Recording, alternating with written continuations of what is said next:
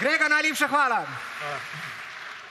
Kot vidimo, on že, ko je bil zelo, zelo majhen, ni imel nobenih težav z nastopanjem in zdaj ga gleda praktično cel svet, pa se zdi, kot da me tekmo niti ne trzne. Njega ta pritisk nič ne zmoti, že od malega.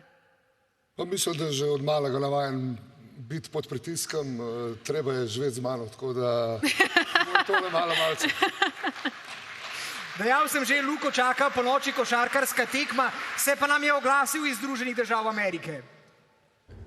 Zdravo Slovenija, najlepša hvala za nagrado, seveda vse čestitke vsem drugim nagrajencem, želim vam vesele praznike in pozdrav iz Dallasa.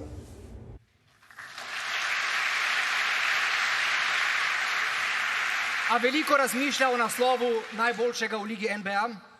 Pa ne bi rekel, mislim, sigurno razmišlja. Dejstvo je, da tako kot vsi športniki in športnice težijo k najboljšmu, tako tudi Luka in ta naslov NBA prvaka oziroma mogoče celo ta MVP, seveda mu je neka prioriteta, neka želja in jaz sem kar prepričan, da bo to dosegel v svoji karieri.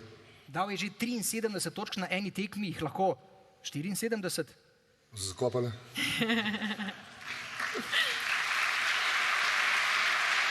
To je bil Saša Dončić, oče Luke Dončića, hvala lepa. Da nam pozabi.